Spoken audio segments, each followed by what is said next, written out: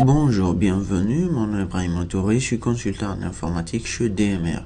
Dans cette vidéo, s'inscrivant dans le cadre de nos séries de vidéos sur la technologie WPF de Microsoft, nous allons présenter la leçon intitulée Convertisseurs multiples dans le chapitre Liaison des données. Un convertisseur multiple est un convertisseur ou est la version avancée du convertisseur simple que nous avons vu dans la vidéo précédente et qui est une classe dans laquelle il y a une certaine logique, en fait logique propre à nous, et qui implémentait l'interface eValue Converter. Alors ici, le convertisseur multiple, quant à elle, est une classe qui implémente l'interface multi-value converter et qui sert de conversion pour une propriété sur laquelle est appliquée une liaison. Alors, pour réaliser un convertisseur multiple, ou bien dans le cas précis de cette vidéo-ci, nous allons faire F5 pour voir à peu près l'élément sur lequel nous voulons réaliser un convertisseur multiple. Ici, dans la partie description de notre fenêtre ici, nous souhaitons à ce que nous n'affichons plus la description, mais qu'en plus de cela, nous affichons des éléments supplémentaires qui sont par exemple à commencer le nom de l'arbre et puis à la fin insérer si possible l'âge de l'arbre. Alors à ce niveau, comment arriver à cela? Nous savons que cette interface récupère tous ces différents éléments qui sont en premier lieu la description qui se trouve ici, mais aussi l'âge de l'arbre et en plus de cela le nom de l'arbre. Alors pour ce faire, nous allons enlever ceci et revenons dans la partie de notre contrôle ici, c'est-à-dire notre text box qui affiche ces valeurs ici, et au niveau de la partie texte ici sur lequel un binding est fait vers la propriété description qui se trouve dans la classe arbre, et au niveau de ce dernier nous allons essayer d'avoir un markup un peu plus étoffé ici et au sein duquel nous allons faire appel à l'instance de notre text box et faire appel à la propriété texte à ce niveau. Donc à cette propriété texte ici, nous allons faire alors en ce moment un multi-binding. Puis en termes de binding, nous allons spécifier que nous voulons lier la propriété texte à trois propriétés différentes, dont la première propriété ici va représenter en termes de chemin le nom de l'arbre. Et puis en termes de seconde propriété, en termes de chemin, cette fois-ci, il va s'agir de la description que nous venons d'enlever. Et en termes de dernière propriété ici, en termes de binding, en termes de chemin, ou de propriété vers lequel il va être lié plutôt, nous précisons l'âge.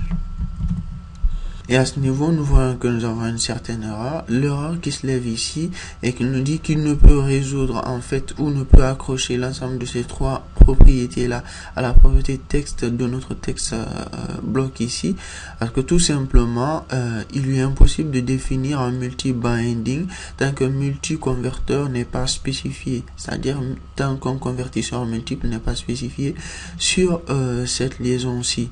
Alors pour ce faire, nous allons faire CTRL-SHIFT-A, où nous allons venir au niveau de notre répertoire ici, en ce moment faire Maj-Alt-C.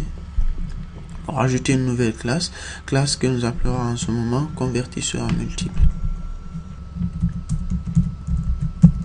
Puis nous faisons ajouter.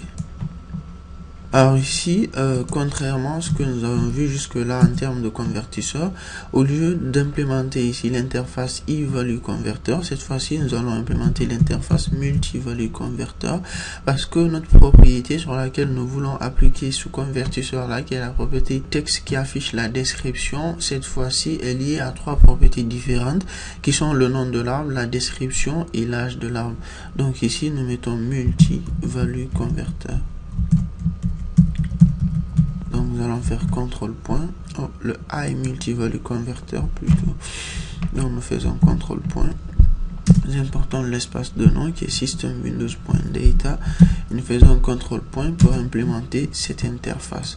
Alors ici, ce que nous pouvons remarquer au niveau de la signature des méthodes convert et convertBack ici, c'est que au niveau de l'argument value, cette fois-ci, ce n'est plus un objet qui est renvoyé tel que c'était le cas au niveau du eValue converter, et que cette fois-ci, c'est un tableau d'éléments qui est reçu ici.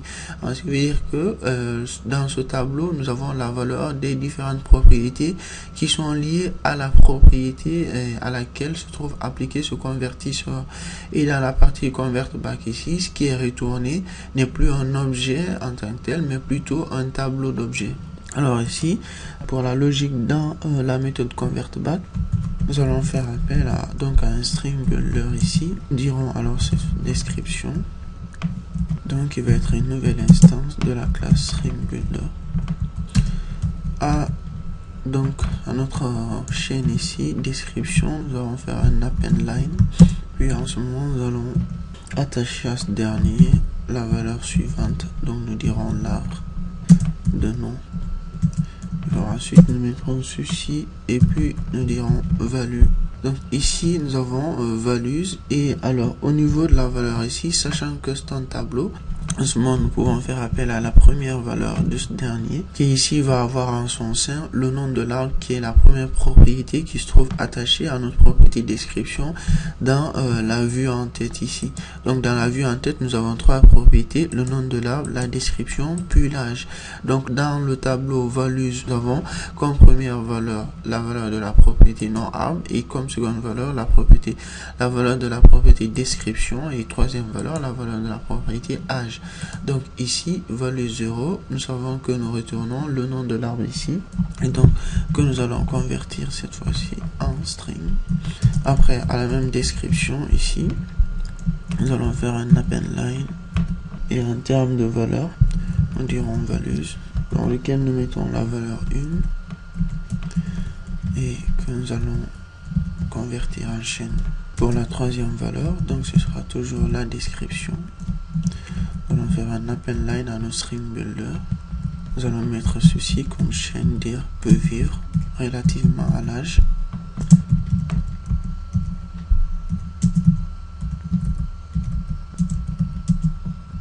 Donc nous dirons que l'arbre alors peut vivre jusqu'à l'âge 2.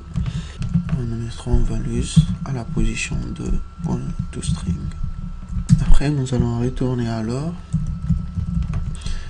notre description ici pour un toString, parce que nous avons un string builder et donc nous devons convertir cela en chaîne de caractères. Alors ici nous avons l'ensemble de nos différents éléments, l'arbre de nom donc avec la propriété nom arbre ici, et de description, nous attachons à ce niveau la description, et puis vers la fin de la description nous disons que cet arbre peut vivre jusqu'à l'âge 2, et puis nous renvoyons la propriété de l'âge, et puis par la suite nous retournons tout cela comme valeur de description.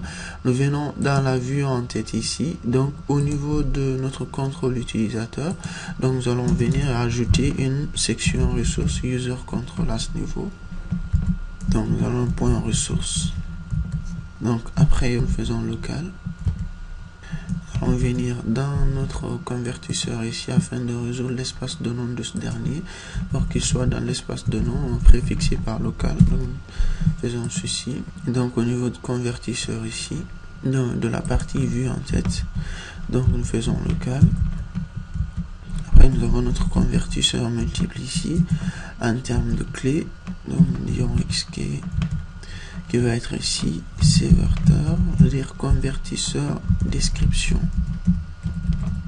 et nous avons ceci. Prenons cette clé-ci, venons dans la partie description ici, et en termes de convertisseur nous disons converteur qui va être égal à une ressource statique, donc, Et pour ce qui est de la clé de la ressource, nous mettons notre convertisseur multiple et voilà que le tour est joué. Donc nous, dans la fenêtre ici, nous avons le texte ici, l'arbre de nom, et le nom de l'arbre va être affecté ici, et puis la description va être affectée au milieu, et puis vers la fin nous avons peut vivre jusqu'à l'âge 2, et puis à ce niveau l'âge va être affecté via ici cette chaîne. Donc finalement nous faisons F5 pour voir tout cela. Et donc voilà, là l'arbre de nom cocotier, nous avons la description ici, et puis vers la fin nous avons l'élément peut vivre jusqu'à l'âge de 50 ans, c'est-à-dire l'item couramment sélectionné étant la valeur cocotier dont la propriété de l'âge est 50 et puis l'âge maximal qui est de 60 ans. Donc nous avons la valeur âge ici 50 et puis nous avons le nom de la propriété ici, le nom de l'item ici ou de l'arbre ici qui est cocotier, donc l'arbre de nom cocotier, et puis nous avons la description et puis nous avons l'élément. Après finalement lorsque nous double-cliquons sur cet élément-ci par exemple, nous voyons que la description qui se trouve dans la partie détail où nous avons la valeur pure de la propriété description ici est différente de celle qui est affichée au niveau de l'entête ici qui est liée à un convertisseur multiple qui récupère pour la propriété texte de ce texte bloc 3 propriétés et non pas la seule propriété description de la classe arbre.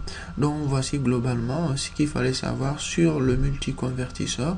Merci d'avoir suivi cette vidéo. Je vous donne assez rapidement rendez-vous dans d'autres vidéos toujours portant sur la technologie WPF de Microsoft. Merci encore une fois de plus. Au revoir et à bientôt.